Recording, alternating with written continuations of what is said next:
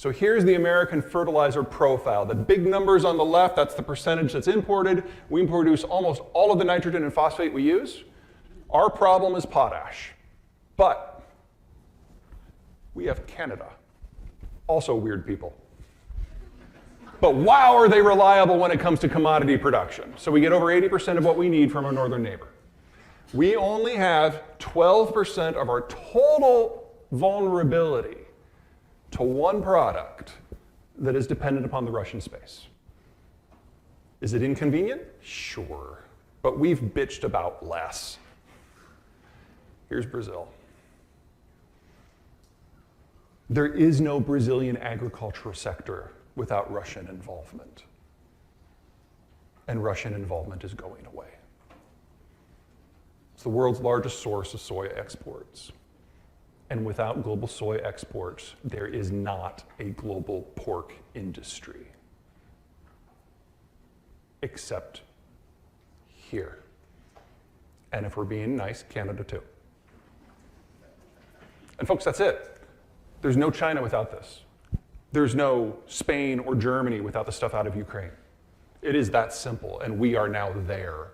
Now, the Brazilians were smart, and as soon as they realized things were getting real over in Ukraine, they forward pushed a lot of imports. They have more than enough for this season, and remember, they double crop. We don't know yet if they have enough for the next one in this year. They certainly aren't going to have enough for 2023.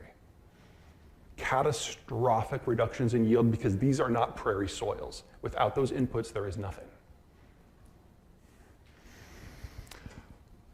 There's only one competitor to keep an eye on. That's Argentina. Very similar climate to the Midwest, a little bit drier, but same deep prairie soils that we have here. Their problem as well is going to be getting the fertilizer. But this is a country that is already a significant exporter of soy and to a lesser degree corn. And if you're looking for simplicity, you want to produce the inputs that you need for your animal protein.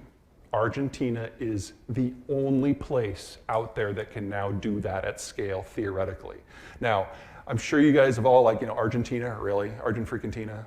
They have made every wrong choice that you possibly can in the last 90 years, and it shows. I don't mean to suggest that this is inevitable, and it's certainly not imminent. I'm saying it's the only really one to watch for. Now, as you all know, it's not just about inputs, it's also about hygiene, and hygiene is largely an issue of experience, technology, and above all, capital. And the Argentinians have had to import all of their capital for most of the last 50 years. And they're not alone. This is net worth. As you age, your net worth increases. At first, you're spending everything on your kids and your cars and your college and your home. But as you move into your 40s, the kids are moving out, and the house is getting paid down. And that last decade before you retire, you're at the peak of your earning, and your expenses have dropped. And that makes you the wealthiest you will ever be for your life. And then you retire. And you liquidate your stocks and your bonds, and you go into T-bills and cash, because you won't be able to take the pain of a currency correction or a market crash. You will never have income again, and so if you keep everything engaged and the market falls, you're destitute. Can't afford it, have to go conservative. It's pretty normal. Now, historically, that hasn't really mattered, because until industrialized in the 1950s, this is what our demographic profile looked like. Children's at the bottom, young adults, mature adults, retirees at the top, men on one side, women on the other. And the sliver up there in the early 60s, it's small. It's always been small. Speaking back to the dawn of humanity, it's small. And there have always been more people in their 50s than their 40s. I'm sorry, I said that backwards. There have already been more people in their 50s than their 60s, in their 40s than their 50s. And so if a small group leaves and a larger group is coming up behind, it's the same ratio each and every year. But when we industrialized and urbanized and globalized in the 50s and 60s, that changed. Because when you live on the farm, especially pre-industrial, kids are free labor. You have a lot. My mom's here, what do you have, 37 brothers and sisters? Yeah. But globalization and industrialization means urbanization, because people move into the cities to take value-added services and manufacturing jobs. And so when my mom moved into town, she went from being one of 37 to having 3 kids. Because when you move into town, kids are no longer free labor. They are very loud. They are very annoying. They are very expensive mobile pieces of furniture. And adults aren't dumb. Most adults aren't dumb. Here's us. We've all heard, that blah, blah, blah, the baby boomers, how are we going to afford their retirement? That's legitimate. But it's from a capital point that I'm really concerned. They're the largest generation we've ever had.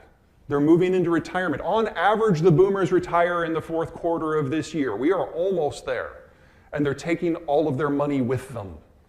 They're going to lock it into very uninteresting things like T-bills, and they will stay there until they pass on, which on average will not be this decade. So we know that the velocity of capital isn't simply going to slow or stop. It is going to go into screaming reverse. And the cost of capital has to increase by at least a factor of 4 in the next 12 calendar months. The fact that we're going through an economic tightening cycle at the same time is just bad luck. It's going to magnify everything. Capital has never been this cheap, and it never will be this cheap again. So if you need to borrow for anything for the next 20 years, go do it. Like right now, they're recording this. You can watch it later, because you will never have this opportunity again. That's the capital thing. There's also a workforce thing. So boomers, largest generation we've ever had, retiring this year. That is the single largest factor behind the inflation that we're feeling right now, labor inflation.